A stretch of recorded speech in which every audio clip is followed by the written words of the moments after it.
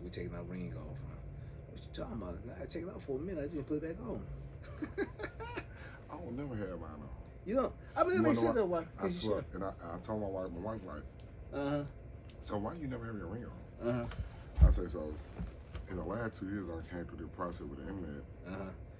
Well, I'm like, I don't want nothing to control me that much. Yeah.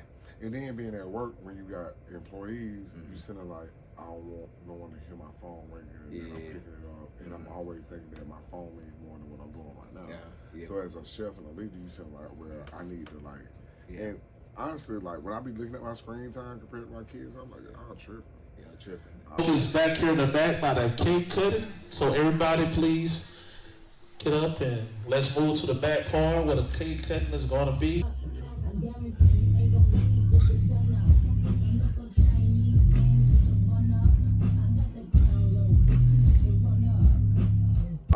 Yeah, mine went down like too. Turn the ring off, and I bet you stop. Yep. That's one of the processes to get to where you want to go with the phone. And they controlling it. And take it off. I put Facebook on my iPad, and I took it off my phone. Yeah. See, on my I don't have. Yeah, it ain't on my iPad. It's on my phone. See, that's where it's too close to contact. Yeah. I even take emails off my phone because you always get all the notifications. That's why I have to, when I know I'm going to my iPad, I'm handling it. Yep. When I'm using my phone, I'm just basically communicating. Yep. So I did reverse, cause I got three phones on the iPad, and so on my main phone it's on silent, and mainly work stuff come through there, but no games, no nothing like that's on there. And then on my iPad, no games, nothing. It's all work. Games on the iPad. Yeah. But but you gotta focus it. You know what I'm saying? I be telling my niece and nephew all the time, like, man, look here, y'all talking about y'all want to do so much, but y'all ain't. No, y'all got these devices. You don't be on TikTok for 8 hours a day. Yeah. So you halfway not where you supposed to be. Correct. In that whole day. Correct. That 24 hours already been 1/4 utilized with TikTok. And wonder why you ain't got. Wonder why your life going the way it's going because you ain't doing that. Not at all. You just basically just playing on the phone. And that's cool. Yeah. I've been there. But when I was doing it, everybody said it wasn't cool. Yeah. And they were like, why you keep posting? Yeah. It wasn't even such thing as a selfie at the time, but I was just turning the phone. You say this, and I remember, cause you were out when I started. So when Facebook really when it started hitting for us, remember, I was posting 24/7. I wouldn't lie. Yeah, I wouldn't lie. Friends, that like, was the. Why are you doing that? That was the biggest mistake I ever made. You stopped. I stopped. And that's one of my things. It was kind of like between my parents. And a lot of people around you that was on your Facebook, because you know Facebook started with you had to have an EDU. Yeah. So if you went in college, you didn't have a Facebook at the time. Then they opened it up, and it kind of messed the game up. Because even for like marketers for doing clubs, we had a way better profile when it was just our college comrades. Because we were the people actually going out to those parties. Correct. Even when it opened up to the public, well, people around you in the neighborhood knew. It was like, you might have partaken once, but you weren't really into the parties. You might have messed up. Well, we couldn't even post that party no more because everybody else came. Yep. So it was. I feel like it was better when Facebook was just for the college resource, knowing people that you was in college with. Well, it's more. It gave it a standard. Yeah, cause I just didn't remember that, man. Why you post all the time? If your neighbor gave you a phone. And look at the world now. What you do? You post all the time. You make videos all the time. I won't lie. Remember that? Every time you see me, I won't lie. Everybody has an opinion. Yep. It makes you not want to post your opinion. Yeah. I used to be an opinionated person. I say stuff online, and you don't see me do nothing. Everybody like, why you don't do it no more? I'm like, because I see too much of that. So for me to even add on to the plate, I feel like it's a little bit too full. Correct. Because that's how I feel it now. Like I feel like I'm just doing. When I need to be viewing it, and cause we know the structure is like you gotta consistently post, you gotta consistently do all that stuff. To do this but to make now, sure the career. Yeah, but now we're in that place like, well, I don't want to add that to all that unless I got something to say. Yeah, you know what I'm saying? Unless I've got something going on. Yeah, and it's like, and then from a back end issue that I feel like why I kind of backed off from the internet a little bit. Like when I was young, when I figured out what a player hater was from like Puff Daddy, and I actually felt it like at school or something with a girlfriend or something, they were kind of like, dang, I'm hating. Yeah. People don't understand on Facebook, you only post basically if something really bad happened or something really good. So you kind of stuck in this limbo of like judging people of what they got going on. And you might not even know you doing it no more.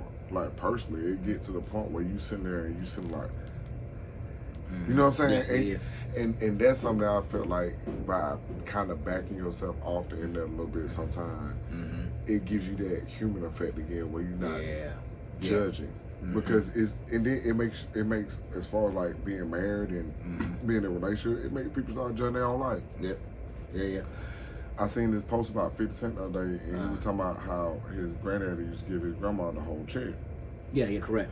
And it was crazy the aspect of kind of how it relates to this subject about like when you see everybody doing this as a wife or a significant other or something, it makes you kind of internalize that and be like, well, why are we not doing that? Why we not doing that? And you're like, what? What are you talking about? We just went here last week. We paid all the bills. And not keeping it in context for that time period. Not keeping it in context, like, well, at this time, you know, we might not have that or whatever. They might have utilized that moment or whatever finance they had for that time that you seen at that moment, but we had our time when we did that. But you see it so vibrantly from all your friends or whatever. They just went there. We need to go to Florida. You know what I'm saying? And you like, you know, that's not really cool. You kind of.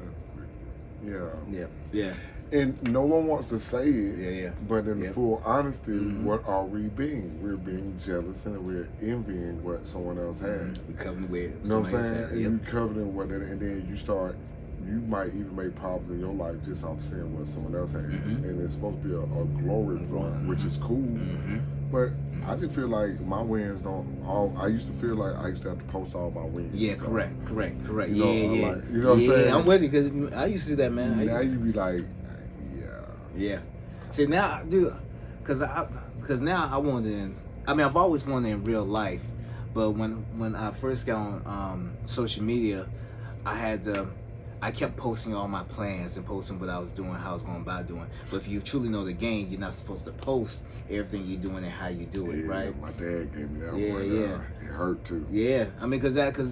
How you accomplish things, how you implement something. Then when you see somebody else do it, now you like, oh, they took my idea.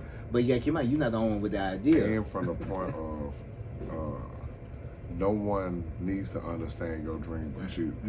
Like, you can be sitting there, like, telling your friend, like, hey, man, I got a dream, man, I want to do this, and he's saying, like, you know, cool. And you like, man, you don't support me? And he's like, nah, it ain't that I don't support you. It's that, like, you know, that's not my lane or whatever. I don't know how I might be able to assist in this situation. And just like you telling me, it's a dream. It's not for me to understand and figure out. It's your process to actually create a process to make it come into fruition for yourself, to show me that this dream is real for you. And that's what makes your friend buy in. Not just telling them. And my dad told me that, and I ain't gonna lie, it took me aback. It kind of made me like, because you in your head, you like, but you're supposed to. I'm thinking he hating. I'm mad. But that's not like, what, that's Joe, not you tripping. Yeah. Like, you know what I'm saying? But in real reality, he was telling the truth. It didn't, I didn't want to hear it. Because essentially saying, why should I care about your dream, your idea, and I don't see anything. The words. I don't see anything. I'm just saying the words. Like, it sounds good. Like, cool. Like, think about it. That's essentially what you said to us when you first got out. Remember we were sitting at grandma's house, and you go, and boy, like, what y'all doing? Y'all, I've been sitting there for 10 and y'all just still doing that. What's up? What we doing? Like, well, I'm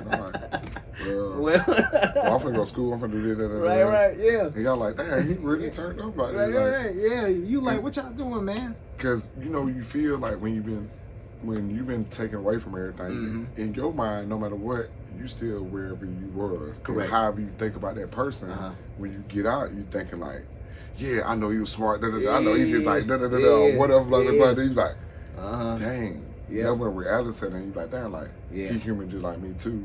And you don't be understanding that it's a lot of people that you probably respected and glorified that you never even knew. And they never even knew that you really thought more of them than what they actually turned out to be. And like, I have a lot of friends that I knew personally, like, I felt like what their interior was and what they would blossom to be in their adulthood. I've seen a lot of them come into their fruition. Yeah. I've seen a lot of them not in their own way. Mm-hmm. But it hurts to a certain point. But even some of them in their own lane or whatever they do, it's still them. You know what I'm saying? Personally, so I don't feel like they didn't do good with their life or nothing. I judge them like that. But it's just like, it's a pre-thought process about a friend or someone that you knew that had whatever thought process you had from judging them when you were a kid. Correct. We put individuals on these pedestals.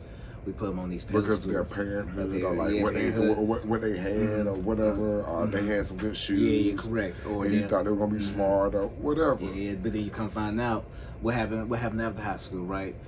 Nerds became gangsters. You know what I'm saying? What happened in high school? You know what I'm saying? The people that you thought that would not be the people you thought kind of changed the game. Yeah. And you might not even, like, for me, I wasn't even on the scene. So I'm saying, like, dang, like, I didn't know that. I didn't think he would turn out like that. Yeah. You know what I'm saying? Like, that's kind of messed up. Yeah. I kind of wish I was around. It might not have been like, I was the person doing that, and he would have forgot about doing that or something. Then we didn't talk about, like, the ones that we, that were tight-knit back in the neighborhood, right? And then we get past high school and everybody start going their own, living their own lives, right? So then you start naturally growing apart. That's just part of life, and right? You feel like you still have to be close. Yeah. See, that was my biggest problem. That was because everything I've did after, even during high school, man, I always did to rep Eastside Athens, Willow Spring, North Avenue, 106. You know what I'm saying? The Valley. Where you know what I'm saying? saying? From? Yeah, where I came from. But then when you quickly realize they don't care though. They don't want to represent for whatever reason that we would, and it don't, like, between me and you, like, it's kind of like, so whatever my intention was for, I guess what I was repping for, whatever your intention was you repping for. There were two different bases, but they were all kind of correlated up under the same pain, or the same ambition of what we had going on. It's just that how we channeled them in our energy, and that's one of the things I feel like, if I feel personally as a kid or even as a friend or some of my friends, that I'm like, damn, I wish I knew at that time how to channel that energy from what I felt and what I wanted into a different light instead of doing what I did. But which possibly helped a lot of other people by saying, like, dang, Joe was untouchable, so they got him. Well, they can get me. You know what I'm saying? So it could have went but you either way. But you learned the other part of the game too. Yeah. How you got. You know what I'm saying? Yeah. I learned every aspect real quick. You learned the realness of it.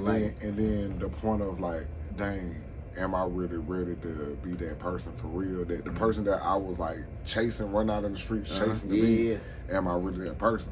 And a lot of kids this time in this era, they feel like they see it way more than we seen it in from a swipe and internet basis. But like I was telling my son today, he had a friend that passed away that was really close to him. And I told him, I said, you know, I'm happy to see you go through this. And he kind of looked at me like, what? Like, I'm like, I came from the, like, Tupac era. We had friends and stuff dying, and, like, we actually had seen it. Correct. So, you know, I hate to berate your errors. But you on the digital murder. And we actually kind of seen it in the forefront from fighting turning into guns and HIV in the pandemic of our era. And going to school and hearing on the thing that someone had died from HIV or there is crazy. So you sitting like, what the hell? Or somebody that got called up. Someone that got called like, up. It was real life. And it was real life. I was telling someone last week, I said, that's the thing about us, man. Like, all of us were diverse, right? And all of us, like, were within the neighborhoods, within the crew. But then we also had our own crews outside the neighborhood, right? And then we also had our crews within the schools. So we were so diverse where you never really... They may see me and you together one moment, and then the next moment, doing something else. They be like, you'll be doing your own thing with your own little clique or whatever. And so I was saying it was harder then for us to get called up together. Unless we initially say, hey, you know what, we're going to go do this. We just going to do it together. Do it together. Like, we had to plan it out. And then, like, I was telling the dude the other day, I'm like, it's funny. In our neighborhood, when I used to go around, I might go over your house and be like, hey, can Eugene come out or something like that? They already know, like, oh, yeah, that Brenda son, Because they knew, like, well, I'm going to take the blame, and I'm not finna go take you to get in no trouble. I don't feel like this era kind of got that code. Like, that's the other part of it. Like, yeah, I came and got you. I'm taking responsible for taking him outside and make sure that he get back home. Yeah. And he got back home in time, so we can do this again this week 2 more times. And Mama just gonna let her do it. Yeah. They era, it's like, shoot, you have took your partner out and took him, he a blood for you. Yeah. Back, you're like, God dang. Yeah, because that's what I'm saying. Like once upon a time, like everybody knew each other's limits, right? So on your strip, you knew I was next to grandma's house. You already knew Can Lady right there. When we were rapping, we were rapping. Yeah, we were when rapping. I was thugging, I was thugging with a whole other person. Correct. And I'm on they a whole were nother. thugs. Yeah. You know what I'm saying? When you were nerdy, we were nerdy. And when we were nerdy, we were nerdy. Yeah. We knew, like, because you knew, right, she right there next door. Mm-hmm. Right? Know what I'm saying? So we already knew we had to play, we had to know the role, right? And we were happy enough to be able to put the 4-track equalizer in there and rap. Shoot, they ain't wanted to rap. They thought we were like lame. Like, oh, y'all think y'all want to be rappers? Mm-hmm. But everybody rap. But back then, you know, once upon a time, it was, I know how far to take it with this individual. Mm-hmm. I know cared that much about that individual. Not to push him in whatever you had going on personally. Yeah, and vice versa. Like, I would never say, "Hey, why don't you come over to candy?" Yeah, let's do it. You know what I'm saying? Let's eat all the candy. Why don't you come over? I'd never be like, "Hey, Eugene, come on, let's go smoke this weed out my dad's back." No, I'm saying. You know what I'm saying? Right. Because I know you don't do that. No, like, so it was like now friends is like, "Oh nah, you do what I do, no matter what." Yeah, no matter what. That's I don't feel like that's the definition of what a friend is. Nah, friendship. You know, friendship is like you correct someone too. Yeah. No, because even though I used to do so much wrong stuff, I'd be sitting there like, no, you can't do that. Yeah, you're correct. You're like, pray, what you talking about? Like, it's not cool. You can't tell me that. I want to be cool too. No, I'm saying, like, I think back then we had more individuality where people could be themselves still. Yeah. And plus the OGs that were over us, they're like, you know he. Yeah. And then someone gonna stop you. If they see you, they know they gonna be like, oh nah, that boy. That boy ain't about that. Come here. No, you tripping. You feel y'all finna go to you tripping. No, you ain't even take him. Right. You take him up, look crazy ass clown. No, I'm saying you even take him. No, take him. He's tripping. He play basketball. No, I'm saying. He didn't play basketball. Get him at basketball. Get him at basketball.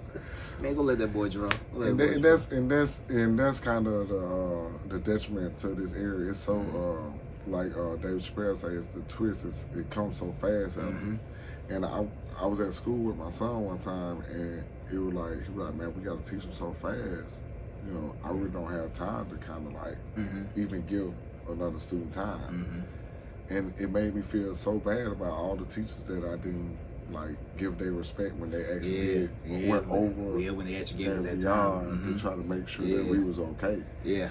And that's even like that hurt. That whole like I remember especially like in middle school, man, I was doing something and one of my math Mr. Johnson see me. Yeah, Mr. and Mrs. Johnson. Oh, they the first one gonna grab your ear. You like, what you doing? This is how we operate here.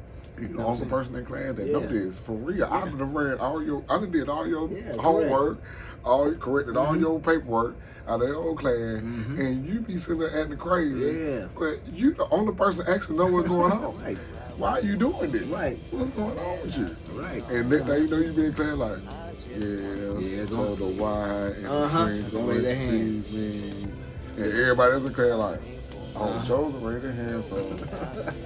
And I feel like that's one thing about us coming up. It was a little bit bad. Don't mean that we weren't bad and people ain't do bad stuff and we weren't thug and all that. Because you know it's different levels to all of that. But we still, even if our parents had this ethic where it was like, it didn't matter how bad you were, you gonna take them to school. You gonna learn something. You gonna learn something. Because you can't be stupid. So we kind of, I believe if we didn't respect now, we respected that to the full. You know what I'm saying? Like even if the music had us, if everything that's the world had us, we still respected that point because we knew that we could not be stupid. Correct. Because you know, I mean, you gotta think about like, especially like where we were at, right? You right there on that strip you was on, you keep going straight down. You know what I'm saying? And the strip I'm on, where my other grandma at, you know, it's that's right beside. You know what I'm saying? Like you couldn't afford to not pay attention. You can afford not to pay attention, right? So you had to have I call it, you had to have like a little street knowledge. You had to have that knowledge, and then they gave it to you so freely. Yeah. Like watch this, watch Yeah, that, watch watch this it. You know now. what I'm saying? But And and like people everybody sell them get for that knowledge. You know, what Everyone I'm saying? did. Everybody get that. You got from your older adults, from your OGs, and from we had other kids. probation officers in our neighborhood. We had RYDC people that was like, you know what I'm saying? So it was like, you come in like Shelton Allman and Tracy Green, and he a teacher now. You know what I'm saying? So you gotta understand, like, he always had that knack for like, and he from where we from. Yeah. So I always tell people when I hear people speak, and when I go speak, I like to speak to the kids and stuff, because I understand that, like, sometimes just because you got a suit on and you got a book and you got a doctorate in something, don't mean I'm gonna understand you. Correct. Because I don't feel like you understand whatever I got going on personally as a kid. And no matter what, I always tell everybody, I'm still a kid at heart a lot. Correct. And I respect kids because I know like what I went through as a kid, and it was a lot of stuff that all of us went through as kids, and we ain't let no one know, and we were outlashing or doing whatever we did to get through all those battles. So I totally understand what the new era battles are. Correct. And that way, I'm not saying like they're better or worse than what we had going on, but it's in a different phase of what they have going on. And it's very psychological to a really big effect. And just like it was on us, with music and our community and different things like that. So I feel like it's our God-given right to, at least if you're around and you claim to be real or a dad or whatever you think you are, a teacher, and you have a career or a leader, we gotta give them that realness. to actually tell someone the actual truth and stop pump faking because of what you're not saying. Because you know what you didn't like when you was a kid. It should be really easy to formulate the words to kind of tell that kid like, hey.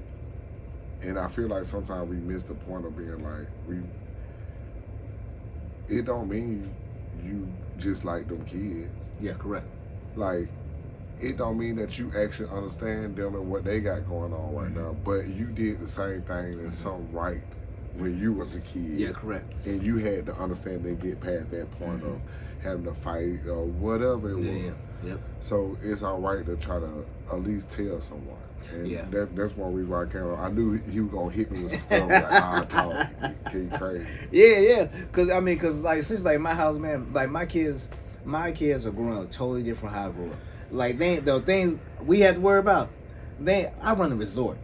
You know what I'm saying? We run resorts now. You know what I'm saying? We run resorts. Like, get what you want for Christmas. Like, hey, Dad, bring this home. Okay, cool, whatever. You know what I'm saying? Get out the tub, you already got your little towel laid out. You know what I'm saying? Yeah, got your clothes laid out. Wait, did your mom ever lay your clothes out? She said you got 5 minutes. So it used to go like this for me. So you know when you little and I'm gonna say both words that a lot of people add to probably ain't gonna hear, but when you country, and you're from the hood, when you little, my sister, my mama, they used to let the ironing board down by like this high. And so I knew how to iron. And you had to put your stuff on the door, hang it, be ready for the next day. It wasn't all that. You know, it wasn't there. It's just already there, folded. The dryer was so good, it knocked all the wrinkles off. Right. Look, you gotta go out the back door. Get off the line. Get off the line. Get off the clothesline. I don't know about clothesline. They go like, y'all old. Yeah. And look, Sam, it wasn't that long ago. It really wasn't that make sure long you ago. understand. Yeah. It's the 90s out here. Yeah. It wasn't that long ago. Yeah, that's what I'm saying. Like, we run resorts, man. But I tell my kids, look here. I give them the baseline. Hey, don't stand behind me. Don't stand where I can't see you. You know what I'm saying? That's baseline. You do avoid those things, and we're good. Don't put yourself in a position where I have to switch up on you and I have to switch the energy up in the room. Exactly. Don't do that, because I want to keep it cool, keep it calm, because I understand. Let's talk about it. Please. You know what I'm saying? I want to keep it cool, keep it calm, and all the time, because I know I'm far from it, but it's still some things that are still interweaving within me where where I can. It's just those little things like, don't stand behind me. So okay, so this is the point right here. So you might think you know what black nerd ninja means. See. Okay, I'm gonna give you this one right here. I ain't gonna say no more. I promise I ain't gonna be too bad. Okay. Cause people gonna be looking. They got our chef on that. Look, He talking crazy. Don't change my fan club up now. Look. So, you see me, you see him, right? It kind of twists you. You like, okay, cool. Yeah, he the thug and he the, okay, all right, cool. I just want to make sure you understand. Don't let the smooth tape fool you, okay? Cowabunga, dude. We came to Teenage Mutant Ninja Turtle here. We thought we were Ninja Turtle fight. So I'm telling you, you might not want to try this. Yeah, man. You actually read books for judo and stuff. It's not good for you. It's not I swiped and looked at a real type of situation. I know what I'm doing. We actually had black eyes. Yeah, man. So I laid that foundation out, like let them know, like, cause I know they won't understand if I respond, cause I'm gonna respond aggressively, and I know that's not good for them. Yeah, so to keep them safe and keep mom off my back, here's what we don't do. Don't do that, right? But then the other thing is, my wife had to teach me this. She had to teach me, like, because at first I was trying to be that old school father, be aggressive and be like, you know what I'm saying? Yeah, it's just overboard. Yeah, like, just overboard. Tone down a little bit. Yeah, she's like, hey, bring that down. Yeah, Like, I'm a granddad. but once again, that's where we're from, though. We're from that, hey, man. And we know that, like, yo, I might have deviated a little bit, I did, but it worked. Yeah. Like, we really scared of them now. Yeah. Like, you still ain't gonna say that. I'm scared of him now. Every time I see the you grocery, know, I can't even say nothing to your dad. I be sitting looking like this. He don't say nothing to nobody. He Look, like, look, my mom be like saying something. I'm like, look here, what I'm not gonna do is tell this grown man something in his house. Not You know what at I'm all. saying? At all. He not gonna stop. Because I don't need no flashback coming up in here. That man hair still long. So I don't know. Long hair don't care for real. All I did to have long. You know what I'm For saying? no Nah, reason. I'm good. I'm good. I'm all right with that. I'm all right. He can have that. I'll do shit to y'all back. Whatever he want to do. So, whatever you want to do. Y'all grown. You know what I'm saying? Because I don't need no flashbacks in here. But yeah, man, like, for my kids, man, like, I let them know, man, like, y'all do whatever y'all want, man. I treat them, my wife had to show them, like, they're not you. So they're not me, and they're not her. And we're not our parents to a certain degree, right? Because your history's still going to follow you. But there's a lot of stuff we need to start doing trauma work on, right? We can sit down and start reading, like, I put the time in and start reading, like, the books as far as, like, how to, emotional intelligence, start talking to a psychiatrist, you know what I'm saying? Really breaking stuff down so they don't have to go through that. You know, when you have them thoughts, like how to handle those thoughts. So some people just don't know if you have a thought, like you think it's right. Okay. The elephant. Yeah, keep it 1,000. Kanye West. I honestly, a lot of black people don't get mad at me for them. No. I can't be mad at Kanye West for how he feel personally as a man. Yeah. Whether I know if he telling a fact, fiction, lie, whatever, that's all upon the reception or what he's saying. But if you think you understand a superstar, understand a person or whatever they going through, you got to kind of, even if you're going to judge what he's saying, you got to kind of read into the person. Yeah. Because if not, you basically kind of giving a falsehood for yourself. You kind of just are based on your own opinion. Run into your filters. Yeah, you just run whatever you think is right. And sometimes everybody ain't right. Correct. It don't mean that he right. It don't mean that we right. It just mean that, like, guess what? If he's feeling like this, let's understand why. And I feel like with the Kanye West situation, to bring it up, it's like a lot of people think that someone just shooting stuff out their head or whatever, and they don't know why they doing it. It could be because they having an episode or whatever or whatnot, and you might need to kind of talk to them people at that time, because you know whatever you're saying might be a little bit off kilter. So you can judge them like, oh, y'all don't like what you're saying, I hate you, and you can make the situation way worse than trying to understand where that person coming from. Not having to agree with that person. Yeah, correct. And people think that because you have opinion, everybody have to agree with you. Yeah. They don't. No, not at all. They just don't. No, not at all. I had to tell, that's why I teach my kid like that. I said, I don't agree with everything. I don't agree with everything mama say. And that's my God-given right.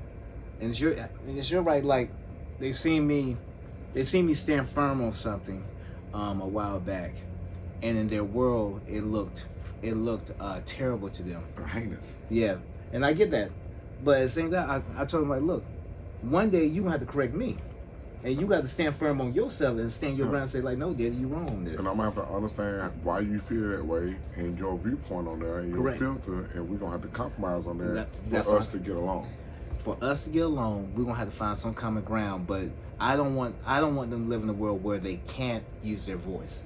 And that was the problem for I think that was the problem for us growing up. Yeah, our parents had the stand for, but to a certain degree, we couldn't use our voice.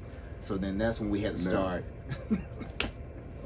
I do have one for the voice, and I swear I'm cool with it. Yeah.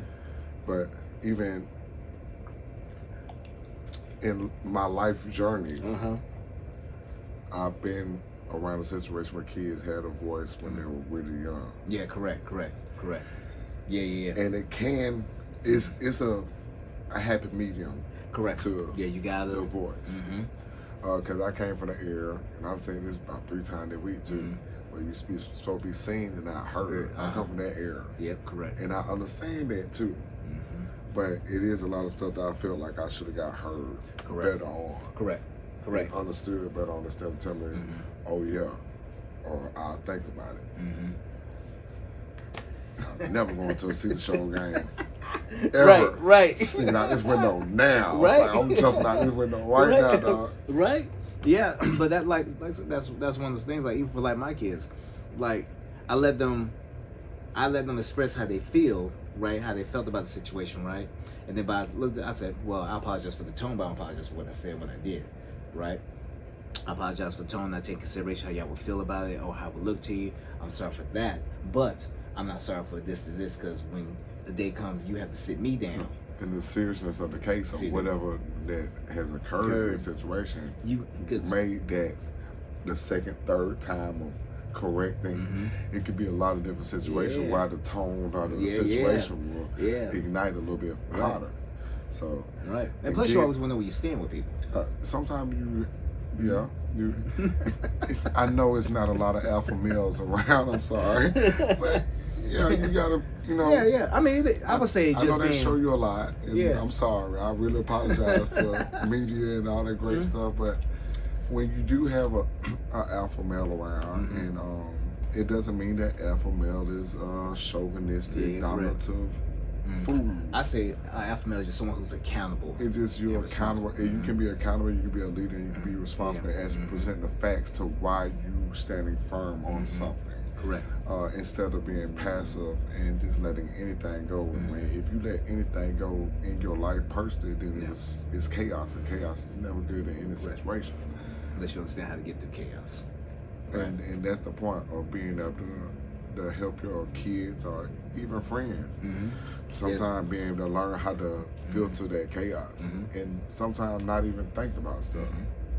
I feel like that's a good case for a lot of kids. Sometimes we receive so much information, and we feel so much little pains that it becomes generic like aspirin, and then when something real pops up, you're kind of like, but you done built up all these little pains, so it don't mean they're not there. It just means that it's gonna take something for all of them to add up to explode. And mentally, that's never good for anybody, especially if you feel like no one understands you or no one can talk to you. Correct. So if you do have any type of those problems, please contact someone that you can talk to personally, a friend, whoever. If you need to reach medical at a different level and try to get someone to understand you, please do, because when the craziness becomes when you feel crazy. When you feel like what you're saying is not adding up to how other people are perspective of you. Correct. And that can hurt you and hinder you in a lot of ways. I feel like Monique is one of those big situations where I feel like that might have been a mental issue to a certain point from stardom. And a lot of us as African Americans and Black people, we do that. We'll alienate ourselves easily because of our own what they call pride, but it's not even pride. It's basically just your ignorance to the fact of trying to understand something in a different manner, and you can blackball yourself out of a situation that you actually wanted. One of those, I call it we like to wear those badges, right? Those badges where I'm strong. I can handle this, handle that. But man, even for me when I started down though, because once upon a time I would have said anxiety, mental health, oh man, y'all just need to work harder, man. Y'all need to pull yourself together until it happened to me. And then all my whole, because you know my identity was in being invincible. Then I had that minor stroke, and it broke all of that. It was like, so who are you now? Yeah, and that's from holding. Mm-hmm. And that's what I'm saying. Like, people know what I'm saying. Like, we hold so many feelings and emotions. Mm-hmm. And I love the people that sit here and, you know, they let their feelings go online and stuff. But still, like, you know, most of the time, the people that are sitting out trying to tell you their emotions and tell you how they feel, they're hiding something. Yep. You know? That mask, yep. Because you always hold like depending on who I'm speaking with, because you know everybody can't handle everything, right? So I'm still mindful of who I let know what, right? But I tell my wife this: when I die, there's gonna be a little piece of me left in like pretty much everyone in my circle. No one will ever have the completeness of it. I know that sounds terrible, but no one will ever have complete, because I know I can say some stuff from historically speaking that I've never spoken on, because I know if I speak on it, it's gonna change your whole view of me. But okay, so for me, that's one reason like why I say the stuff about the internet. It's because it won't. Yeah. For me, just personally, because I done been through a lot of stuff in life, and I know that, you know, the Chinese faces. Yeah. That, you know, you had this face that you show at work, you had the face you show to your wife, you had the face you show to your kid. So as a man, personally, and being black, I understand that it's a lot of stuff that sometimes we can't let no one know, let no one see. Yeah, correct. You know, because we know how that's going to affect the future for us dealing with this person or whatnot. Cause you guys, people say like, "Yeah, tell me, I want to know." But you're like, man, you don't want to know. You don't want to know that I want to walk out of here and I shit back up. It's like telling your mama the worst thing in the world, your worst thought in the world, and your mama never thought that you probably thought that. You know what I'm saying? I can't tell my mama. I can't tell that. I can't tell the real reason why I keep the blaze on me. Yeah, you know what I'm saying? Like, it's crazy. Yeah. Oh, and that's the point that, like, sometimes you need that person to be able to open up. And a lot of I done heard this from a lot of people where they feel like, well, no matter what, you know, you got whatever you're going through, you need to be able to get through that to be able to deal with me personally. And that means a lot and a little in one big sense. Correct. Because it's selfish, but at the same time, enlightening too. Because it can make you think two ways about this person. Yeah. Depending on what you're going through personally, you can sit here and be like, hey, well, you know, dang, you don't care enough to even hear what I got going on. But what if you're a person who has so much going on, you don't know what I'm about to do or how I'm about to explode. So to even take on your little bit right now might overcapacitate me.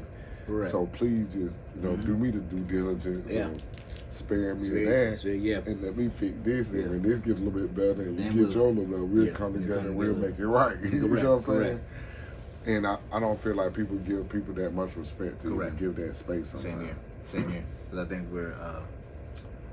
think I see, because I mean, I think we're one of those individuals that I'll run the scenario before I even say it out loud, right? So I know the outcome before I even say it. Yeah, I already felt the consequence. Yeah, I felt. Yeah. Well, I've already ran the numbers. I know what's gonna happen, right?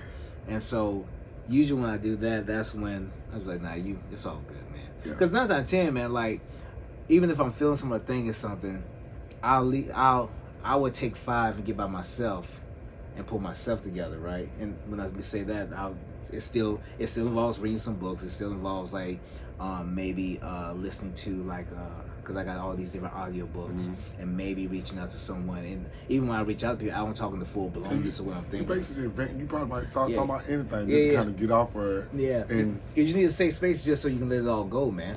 Or I talk out loud in the car. You know what I'm saying? And because I know I just need to get it out. Because I know if I say it anywhere else, it's going to sound crazy. It's going to sound crazy. Yeah, then you can be talking about why Gene locked up. Yeah, why you tripping? You know what I'm saying? Because that person going to take that and they're going to perceive it in a manner because of whatever the situation is at hand. Because they're going to run it through their filters. Oh, you're a danger to yourself. Yeah, you tripping. No. I just need to get out. I just need to speak about this. I just speak about it. There's nothing crazy about it. Because the crazy part of it, people that think they're sane always say, you would never think that. Okay. That might mean that you, and this might be a judgmental statement, but it might mean that you have not lived life or tried to push yourself that far in life to actually feel that crazy. Correct. So, see, there's nothing wrong with laziness. Look, that leads me into when we first went to Knoxville, the Piggy Bank to what we said earlier, because remember I got the opportunity for Black Nerd Ninja, got the phone call saying, hey, all you gotta do is come down to Knoxville and everything taken care of, and you know everything's already laid out. You know, that was one of those defining moments within my career, my life, right? That really what kicked off Black Nerd Ninja, right? And in that moment, I was like, man, we didn't have a lot. I think all three of us didn't have a lot. I was like, man, I can't do this by myself. I hit you, I said, hey, Joe, look, man, a little something, girl. Hey, I can get the car. I just need we got the gas, we got the hotel room. We put it together. I think my wife helped out a little bit at that too. With the hotel room, we found the right place where we was at, but we don't want too far. And we made it happen. And I believe I can kind of say that just for even for what I had did in Atlanta before, prior to them, and being an Athens person going on the road, just like from on full scale, like freelance a little bit. We were one of the first to do that in that arena at that time, being Black, literally. And we had some people in there loving the music and we been like, cool, you know what I'm saying? Because I mean, remember they kept coming up like, why y'all not? Why y'all didn't do this? Why y'all not? And we just look like, nah, man, like, because then that will get to respect right now. They invite us down, but we made some good connections that night. But I like tell people like they like it kicked off with just 3 individuals saying, you know what, we're gonna do this. We got a couple dollars. We don't have a lot. We got a couple dollars. Put it in, and we're gonna put it in. And I'm gonna bring food to the table. Cause man, we didn't eat sandwiches. I think we ate out the first night. We ate out the first night. And then we ate sandwiches like that night. And we went to the hotel. We went man. We had sandwiches at the hotel. We and had then they provided food for us at the venue. At the venue, we had food. Yeah. So by that time, we were wide back. We got breakfast that morning at Waffle House. That's it. And shoot, we were good. We were good. And, so that was. But going back to feeling crazy, because I distinctly remember being on stage prior to that, because this would be after we had the whole conversation about the feature and whatnot. But I think we'd be on stage and they just rocking out. And on stage, we stand on top of something looking, and I'm like, I'm not crazy. No, it can happen. Yeah, it can happen. Like, and that was the defining that changed my whole world after that. And I seen LG face. I knew LG. Yeah. What? GT Money was like, what? Because that when he first started too. He turned up. Yeah, he turned up. I'm like, dang. I'm like, bro, come be right. He got it. Yeah, but all our faces though, man, it was just like, oh, we can do this. We don't suck. The funny part, it taught us something about the game. Period point blank, almost. Not even the BS. This is how we do it. They got paid. Like I'm talking like literally, like we could have saw someone else stuff guy. Like it was so mesmerized. Like what? We could have got paid by them rapping anything right now, and could have got a gig doing it every. You know what I'm saying? It let us know like, dang, this can be done. And you can do it by yourself without a road manager, whatever. You got to do signs, you got to do this. Because we've been knew that you didn't have to go that route. We didn't know that. It was always that, you know, like how they say, I used to look at Billboard and I was expecting. We knew that we had to go. We felt like we had to go get the route and sign. Correct. All this stuff to get the money to be able to do this, to make the video, and They get you in the hype of like, you need someone. And our whole goal through college was like, if we can get all the pieces, we need no one. We know how to videography, we know how to if I do the marketing, if they first do this and do that, we get all the pieces, we don't have to pay nothing.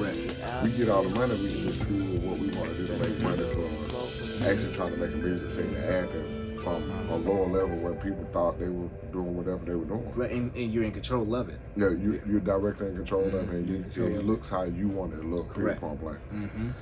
Yep, because when we did that, I remember that. Remember we got to the hotel like, did we just do that? Yeah. Like we just did that. And people were like, still talking like, even afterwards. Yeah, y'all got anything? Next y'all week? merch, y'all got this, y'all got that, y'all got that. And then we we didn't have merch. We didn't have merch. That's what lets you know. When you go somewhere, go prepared. Go prepared. Because they would have bought it all. They would have bought it Whatever all. we had at that time, they would have bought it. They would love that. And like that was what? Oh, it had to be 2010. That was I seen the memory the other day. It had to be 2009, 2010. I've been 11. No, it was 2012. Yeah, because I just started at 5 at the time. And I got married next year. You got married at 13. And I met just like earlier that year. So it was that was my first trip, and I was just becoming a chef at that time. And I just got signed to 5. And I didn't think I could take the trip, but we took it. We rode that thing. We took it, man. Well, I ain't gonna tell y'all. We took it, man. And it was, it was worth it because I tell people to this day that's what started us on the road. And I'm always gonna get Iffy the credit because them reaching out, management reaching out. He really showed love on that. Yeah. Like we got there, it was laid like literally everything was. It was literally what we always talk about, right? Yeah, and it wasn't. And don't be like, oh yeah, it wasn't a big venue. We didn't care. See, that's the point. It wasn't a big venue. Started and you didn't care. You didn't play the whole. We just wanted to actually have the guideline to the chitlin circuit. Yep. Where we could get through our lane because we just could not get in and act. It was not working, and it still to this day doesn't work. Correct. Directly out of our town. And we had to create it online and create it in a lot of different ways to make it work for us, that we made money and we actually recouped so we did not hate our craft personally. Because that's what makes it unique. Yeah, because I think what came out of like G got to go on tour for 2 weeks with them. And then dropped the album. You dropped the album, and then we did some more dates with them on tour. You know what I'm saying? Like it literally gave us a foundation for the base for our network because we met the different vendors, the different venue owners, and now we're able to book our own tours because that was the goal. Like I knew once we got going. And everybody started, because that's just how where people change, people start doing other things. Yeah. So you gotta be able to sustain yourself. And so building that network to where, I can call down to Carrollton, Georgia, or I can call Nashville, or I can call. Yeah, no, I'm saying. No, I'm saying so. That thing you don't put everybody on. No, I'm saying so. Just be able to make those phone calls on our own, like that was the goal, right? Like a friend had to remind me, he's like, it's no longer a dream, you're living it. Right, like people have to keep reminding because because in my head I keep thinking this is still me, Spring Valley, me, Willow Springs, 106, and I'm still grinding with that mindset. But it's like that's not who you are no more though. Now it's like no matter what, it ain't no like, oh well, if we were signed to DevJam or we were signed to the record company in Commerce, we got to wait on them to drop the tape. Correct. Or whatever, we can drop whenever we want to. We can sit here and we make it right now. We can drop it. And now. As far as I feel like our area, we have the know-how and the go now, and the actual tool to use. It just our artists actually being artists and actually changing their aspect of the game. Because I told a couple artists the other day, I said, I don't feel like I'm disrespecting no one by saying this, but y'all have been doing the same thing for 10 years already. But you know what? You remember. T-Pain just did I don't call it a rant. He just spoke. He just spoke on that. That was so He's true. like, we already got this. We already got that. And that's the constant throughout the hip hop. Well, I say 2000 from 2000 up now. Throughout the 2000, that's been the constant. Like we already got this. We already got it. Because that's when you start getting to that. This is the format to go. We got some hot artists. I'm gonna tell you who I like. And get what? I might not like the person, but I like them as a rapper. My first one. A.D. Santana. Yeah. I don't care. Yeah. He hot. He got it now. Yeah, Dunzil. He might not like me, but he got it. He fine. Buddha. You already know Buddha coming through. He ain't called Greedy no more, but he used to be one of the big hard hitters. I forgot what he changed the name to now. I know, right? Everybody changed their name. Everybody can change their name. Yeah. And get what? I love Tony B for his club hits. He my homeboy. I grew up with him, and you got what I'm saying. He done did something for acting that a lot of people never. And he the GOAT. Like I don't care. You can say whatever you want to say. Yeah. But you got to pay homage to Tony B. Yeah. And you know, it's a lot of other artists. Like you know, I'm always gonna throw the elites out there, the people who I feel like actually done did it in a different way. The low down dirties, you know. But at the same time, we got a lot of young guys coming up to like rest in peace to EBE, Tanner. I'm talking music started elevating. He started getting a lot of different stuff, and it was really hurting to me to see that his career wasn't gonna be able to put in fruition like that. We got Young Petro. I believe listening to Young Petro said me and Mona J was in Atlanta, and she told me who was gonna blow. Petro. You know what I'm saying? We got some hard hitters. But I just forewarn y'all got a big scenery now. You better come with it. Yeah. But you know, I've been saying, you know, I think we both been saying that after the internet really blew, right? I heard Bizarre said this from D12. He said this like a few years ago. He said, look here. He said, when y'all drop now, if you drop something on the internet, you're not dropping against your city. You going against the world when you drop. It's international. So like when you drop now, you literally got to make sure your whole thought process is it's understandable, right? Because you're not releasing against your city anymore, and that's always the thing I push whenever I talk to other artists. Like when you drop, it's not just you, man. It's not you dropping saying, "Oh, this is Athens." No, you fighting everybody. Right now. Like that's the platform. You think just because you got your little CD, baby, and you drop your stuff on Apple, it don't mean that. Oh, I felt like Cash and Chantel. Like, we got some hitters now. They get some money playing. Don't think they get no money. No. And you got to come with it. Like you got to come with the chips. You got to come with the grills. You got to go get the jewelry. We're gonna have to, we're gonna step on that road. You got to get on that road. You got to go to North Carolina. Go to South Carolina. You got to hit Atlanta up. You got to go hit these places, Milwaukee's, and you got to hit these St. Louis spots and these Oklahoma spots. Even to a certain degree, like it's easier. It's easier for artists that don't do what I do, right? Because with what I do, I have to present it. Yeah. Like people have to see it first, right? But if you already in that vein and you already doing that sound that everybody already like, all you gotta do is link it with other independent other artists in other cities. They do some trade shows, and you already there. You in the game. You ain't trying. So what I do, I gotta find other. When you ask us, how do you do this? You need to be paying attention to people who are actually doing it. And I feel like y'all get out y'all lane and think that y'all know so much when you know nothing, but you're not actually listening to the people that are winning. Yeah. Every artist I did with them told me at one point or another that I don't listen to the radio, I don't listen to other music. You have lost your mind. Yeah, correct. If you want a hit record, because if everybody's playing that, that's a hit record. It don't mean you need to be like them, sound like them, anything, but you need to have something that they have that makes everyone want to listen to you. It has to be something that like I broke it down, because everybody likes the 90s sound. Everything you hear has been that 90s. Like, oh, you gotta do that. Just do that. Just put a little bit in there. Just find a little sample. You gotta find you gotta find your lane. Find your lane with it. But it's like playing basketball and football now. This ain't an easy career no more. Yeah. And so you're gonna have to come with it. Yep. And I hope to see, and that's one of my dreams as just being an Athenian, that I see like one of a really, really good rapper come out of Athens and just tear it up. I would love to sit back and smile and be cooking like, bumping like, you know what I'm saying?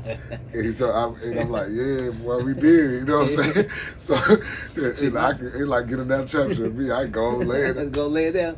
See, mine is mine is currently right now. I give myself another 5 years.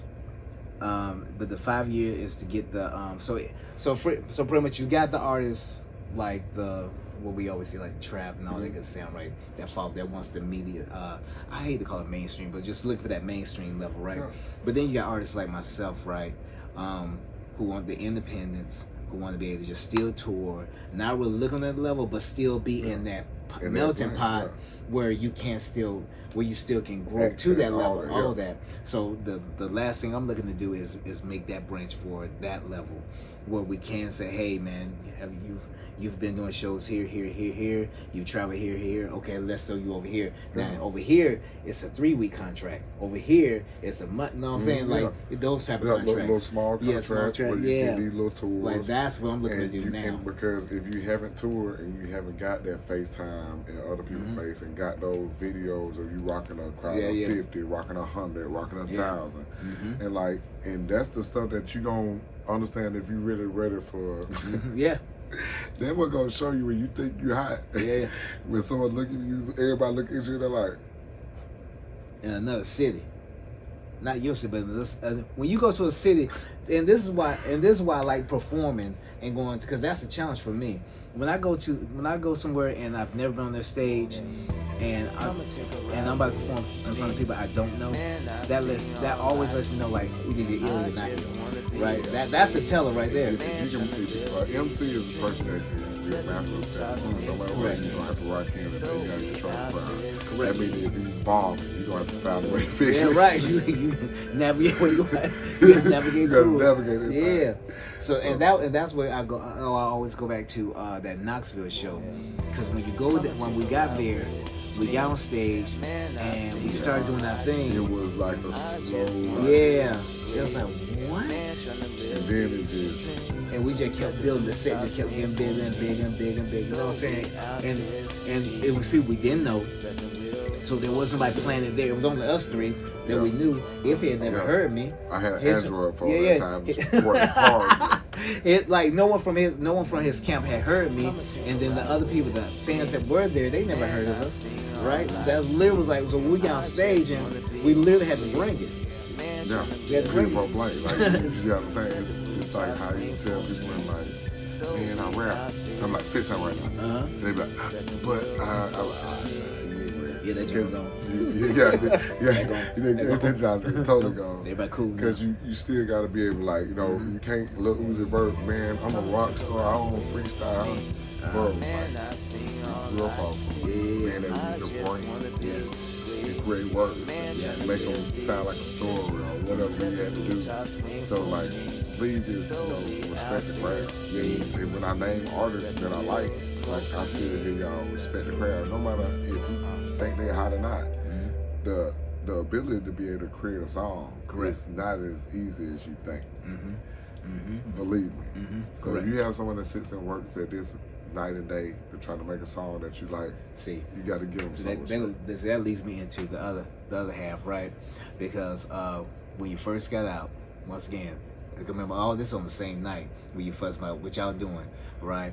The other said, who you gonna give them a song with? And I'm like, what are you talking about? Remember how I looked at y'all like, what are you talking about? Who you gonna get the feature with? Feature? No. Remember before that, I had no concept of like reaching out to nobody. I was like, nah, everybody's unreachable. You like, nah, ain't never money. Yeah, right that you know what I'm saying? Like, how much you got? They were talking $1,000. I remember Future was calling $500. You was just, you just laid out. You like, oh yeah, we was in at Aditech parking lot. So I was working at the club. I forgot the name of the club in Atlanta, big club. But I'm basically doing the internet marketing on the phone at the time, and I'm like telling Eugene, I'm like, man, Futuristic movement, man, I'm telling you, you tell me, tell you going down, man, we just got a featuring y'all in LA, bro. We basically gave them, can't tell you what I gave them, but appreciate y'all LA. Cause we got on the radio, we hit the radio, stuff changed in the game that made that lane change, but you are still listening to Futuristic movement. And I was telling them that time, like, you still, like, right now, everything you listen to is that. They restructured it from how it looked, from the stupid fruity swag, pow, and now you got what you got, and what you call is codeine music or whatever. And I done seen it. I've been there. I done seen the whole waves of clubs in Decatur and Libra and every circuit you want to touch in, the Atlanta stations and sub-zeros and the frequencies, we done played them. And I'm like, dang, I want an artist for acting like that. And it ain't happened yet. It don't mean that y'all ain't fine. It don't mean there ain't no great rappers there. It just mean that y'all not touching Athens. You gotta reach a little further. Yeah, so this year, after the pandemic, with all y'all great rappers and actors, I need to see y'all reach a little further. I'm talking reach. I need y'all to be like. Gave me Suge Knight on the show. You know what I'm saying? I need y'all. If you don't want your producer, or your manager, in your video, sign it. Indieboxkart Records. We ain't signed nobody, y'all. They never me. They never me. But that's real though. That's real. Like real though. When you said all that, because remember it took me 2 years to get the Crooked Eye feature. Yeah. I think after that, I hit you. I said, I got it. And you can see that money. Yeah. You see the money you get with a feature compared to make your own music. You see like, oh yeah, shit. Yeah. That fed me a little bit right now, and that feeds you to make the next feature. Yeah. And that's if you want the baseline plan. I can tell you 2 Chainz, Futures, all of them. You got to take over the club. You got to. Right? If you want the baseline, I'm gonna give you the baseline, the free plan you get on the podcast. Take over the club. Take over the club. Save your money. Invest for the future with a good song. They're gonna control your city. If you can get someone to dance to it, and it's a dance that go with it, you just add some more icing on the cake. Look, I'm just giving you like, that's it though. But once you get these couple of things, and plus with a couple more, you look pretty good. You got some charisma. You know, you actually are the person you are supposed to be that you rapping about or whatever. And then you might have that plan. You know what I'm saying? And it's gonna take investing in yourself. And because if not, you're gonna have to invest in yourself through making yourself better to make someone else invest in you. You're gonna have to put that money up. See, that at least that last point, you gonna. That's all. People always ask Eugene, if you go back to say something to your younger self, what would you say? I should have paid it. So it was a month. So I was like, I should. I should have bought Future right then. Right? Like, we were 30 spited in. Had to be a blow. We been out of here. No, I'm saying, yo, I can say two features I had lined up. The first 2, and this would be after our conversation. Jazzy paid $10,000. I should have paid it. I should have paid. And it sounds crazy, but that's what it comes down to. Like, because we forget the business part of it, right? We forget the business part. Like, this is still a business. So in order to, and everyone you watch now, everybody's doing features together. Everyone's featuring. I like the point out Lotto.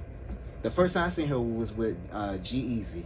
I think I said it right. Yeah, G-Eazy. Yeah. And that was the first time I heard it. I was like, oh, I like her tone. And G-Eazy, I know G-Eazy when, So I remember when G-Eazy would just start. Yeah, and he had a whole different look too. Yeah. Compared to now he has a consistent look. Yeah. And that's what I'm saying. Like, but for her, when I heard her, I was like, oh, she has a nice tone and everything. And then I started seeing her. Then I started watching her career. And then I started watching like, oh, I know she did. She got feature upon feature upon feature. They got on my book when I was finna sign Melvin. I wanted Melvin to get signed. He's still fine. I don't care. Melvin fine. Yeah. Why you sing a Fantasia song? Make Fantasia be like, who? But see, now once again, you watch his career now. He's like right. He did. Yeah, he did. He did. Yeah. But it was a lot of people ain't believing that man. Yeah. I ain't gonna lie. That man fine. I don't care what you gotta say. I'm gonna say this right here. Jordan Power Pro, Joe 3ENT, man. That man fire, bro. That man can sing. But now he has a whole vision. Now he got the whole play. He learned the play. He went to Atlanta. He sat there. I was dealing with him. They did a promotion for him. He dropped the first album. Crazy. Crazy album. Crazy album. I'm talking like that album was perfect. Yeah. Off the rip. That was supposed to be like his Jay-Z album. But I'm pretty sure by the time he get finished doing what he do, he gonna have that K Michelle feature or someone feature on there, and it gonna automatically be everything he done dreamed of all the years. But it gonna take work. It don't just pop like that. It don't just everybody think you just gonna be a superstar tomorrow, and it don't work like that. I love when people come in and they want to work with me, right? And then they walk in the spot like, where everybody at? I said, this it. This it. It's just us. It's just us. Well, we supposed to have this. That's what we talking about. I said, we ain't got the budget for that. A producer. We the producer. We the producer, right? The creator, the A&R. I'm the A&R, man. You know, marketing. Right. Here. But and the other part is, I took I don't want to say 4 years because I took a hiatus. I took 4 years, but during that 4 years, I sat down and I really read back up on the business. I read back on like what's needed, what you have to do, what you have to understand if you're not gonna do this. So like with the whole going back to the whole, because I know people like why he didn't take advantage of the future, because I don't fit the futuristic. I don't fit that. Believe me, he's in a whole different. Yeah, I don't fit that. If I would have did that, then that would have been selling out to myself. No, honestly, if you did that, whatever fan base you have right now, you would not have. I wouldn't have and it you all. probably wouldn't have the futuristic movement fan base. Correct. So you'd have lost both ways. You would just chose a side that he wasn't. That wasn't him, and no one would accept that from the person they know him being. Yeah. Not like I said that know him to be. Like you said. No, just but that real. In all aspects, it just wouldn't fit. Yeah, correct. From a visual aspect, from being a marketing manager, it wouldn't fit Eugene to jump into that line. And I would tell him like, you don't need to do that, but you need to listen to how they what the tones is and how it's playing. And then he was like, oh, I feel you, because it is ways you can jump in and out of some of that lane, and that's what people do now. Yep. So everybody featured on the album does nothing but spread your fan base right now. Correct. So if my fans, if I'm Lil Baby and I did a song with this person and in Chicago they like you or whatever, now I just got some more people in Chicago like me, and I just got some more people in Atlanta like you. So it's taking a new young artist, and believe me, it's some hitters out here in Alabama. I'm talking like, you don't understand. I still get emails from people and hear some stuff, and I'm like, whoa. Same here. It's just it just really comes together. I can tell you gotta catch them. Drake catch them. Soon they get hot. Drake be on the album. Smart. So he always grow with the clientele. And you'll never have to what's the word I'm looking for? You're always rebranding, right? You're always out there with the features, right? So yeah. So this year we tasked y'all. Yeah. And I swear, don't make me do it. I dropped that thing. This ain't in I spent that 20 bands. Play with me. I dropped that album. I spend that money. I just sent some off. I'm trying. I've been trying to get my son to turn up, boy, because I believe I got one. Yeah. But yeah, y'all go ahead and get some of that money. I'm cooking. I'll let y'all alone. And see, that's our part of like. There's so many ways. There's so many levels to this. Like you don't have to be in the spotlight, right? If you're a writer, Nike giving ideas all day long. So you don't have to be like in the spotlight. You just gotta be creating. And constantly creating and actually securing your information. Correct. One thing we learned a long time ago, it ain't no reason even if you're gonna if you don't rap, at least go ahead and lock your stuff in. Yeah. You know what I'm saying? Even if it's an awful song, go ahead and send it through. Yep. Well, whoever you're gonna go through, EMI, whatever, and make sure you're getting your writer rights. Yep. And it's hold it, so just in case, if you do sell it to someone else, because it might not have been you, it might have been a song that you wrote and he sound fire saying that it just didn't go up my deep voice like that. Yeah. But he got it, and split sheet, we good. Hey, take it. You got to write it and go. Because people create. And then you gotta keep in mind, like also like you can put something with the internet, they can go back to Go Ninja Go, be like, oh man, this is the highest thing I ever heard. He must just drop there. Yeah, and then numbers just shoot up. No, I just wake up. Where these numbers come from? Spotify, yeah. Uncanny Black Ninja. That's old. And kids just discover it, and they just shoot up overnight. Yeah, because it's okay. So in marketing, we ploy. You know what I'm saying? I had a company called Jordan Power Promo. Black Nerd Ninja, these hashtags and things, they kind of create a different genre for you where you're not getting looked at there. If someone accidentally hashtag something, you get it and they be like, oh, let me check, I like the cover. And you get checked out. And then someone liking it, like, show their friends, and they like comic books, and then they're like, oh, I like this. And the next thing you know, you got your lane.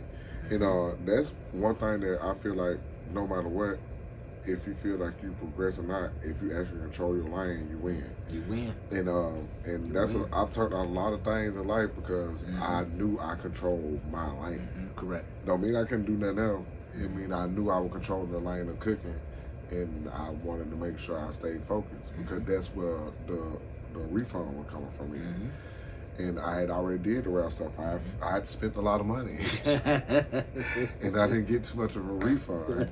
So I was like, "Hey, man, let me go and make sure that even if I want to do my life's hobby that I love, I'm still getting my money." You know what I'm saying? Like I said that. So it made you be honest because no one. And I tell a lot of artists, I never want you to get into the mode where you feel like you've been doing music so long that you don't want to do it no more because you never got that refund that you were looking for out of it. And a lot of artists get killed like that. They were great artists because of whatever their situation was. They never met the right person, never put themselves out there, never had the right market, they never tried, they never invested in themselves, and they never got the refund they wanted, not even by rocking the crowd. Yeah, correct. And don't get caught up just off I rock the crowd. Yeah. You still need to get paid. Yeah. Okay? That was the fifth one. That's the fifth one. Don't forget that. I've had artists who forget, like, and then when you start seeing all your homework get paid, they're like, you just want to rap, just want to title, but all that, but I believe I did that. And these rappers ain't around no more, and that's how I believe it. But my artist that I used to deal with, he's still on it because he did have a goal. And he went independent and he stayed independent. He's doing really, really good right now. You know what I'm saying? But it took going through the hump. And people don't hear him every day like that. But that's what I'm about to say. Don't get it twisted just because it's not your favorite artist on Apple Music that they're not getting no money. If people get some money rapping, you don't even hear them rap. There's levels to this thing, man. There's so many levels. Because you would say that, even for myself, quarterly, I know what comes in. My other artists, I know what he gets. You know what I'm saying? Like, once you never done the work. Yeah, that's what I'm saying. Like, once you see that, he got a hit record. But he got a hit record whoever like it. Whoever like it. That's why the internet is so cool. Get out there. And that's why I tell people. That's why I tell anyone of any age bracket, just keep creating. Just keep creating. Draw whatever. Just keep creating, no matter what. Just keep creating whatever you're creating. Because at the end of the day, like, someone, there's gonna be a market for it. Because I've seen some markets. I seen a book. And, okay, I'm gonna throw this in there somebody. I don't know if this lady's gonna ever find out who I'm talking about. But I seen this book. I was working at this hotel one time. It was a book series where it came to this book. She was like #1 New York Times, all this. So I'm just sitting there while I'm cooking food, and I just start strolling through her book. Then it wasn't a book. And I know, period, point blank, she done did over a meal, like literally. Like, I'm talking, we ain't even talking about, we just talking about book. Yeah. And there was nothing but sayings. The book was nothing but sayings. That's it. Like, anybody could have said them, but she could have put a reword and put it in, like, and guess what? And for some reason, women loved it. Yep. And she paid. That was my inspiration. Like, man, I'm writing my book. I'm playing. I could just put a whole bunch of sayings and get paid. Same here, man. At the same time, how me and Eugene think, we kind of hard on ourselves when we want to drop material. Yeah. We just don't just like drop it just because I know I can just drop a whole bunch of sayings and get paid for a cookbook. We want to make sure it's right. Yeah. And so, I still wanted to at least for the MC aspect of it, I still want the message to still be in there, right? So that's why I have to drop total EPs. Yeah. If I want to just drop a light, I'm gonna drop an EP, but you're gonna put the work in. You got Alicia Keys, DMX. You got to put no 2, 3, 4 years in your album. And I know stuff moves so fast right now. Y'all feel like, but no, you're supposed to drop an album every month. But you can't digest it. But guess what? You're not gonna like no one if they drop an album every month no more. I'm just being honest. Just too many people sound the same, especially if you steady listen to the same rapper over and over again. You're gonna hate it. So you got to give people that time to listen to someone else and like someone else a little bit, so when they can anticipate your album come out because they ain't heard you. So utilize that music, make the music, but try to make really great songs and make them concise with musical structure and being an MC and like trying to change the game and change the flow, whatever. But just don't just be totally the same. There's nothing wrong with wanting to be like someone. When I want to play basketball, I watch Michael Jordan. So that's cool. Yeah, nothing wrong with that. But you should be able to learn enough how to format your style if this actually the craft and career that you're trying to create. I like that. And we're going to end it with that. Indieboxkart Media, for creatives by creatives. Come and take a ride with me. Man, I see all I can see.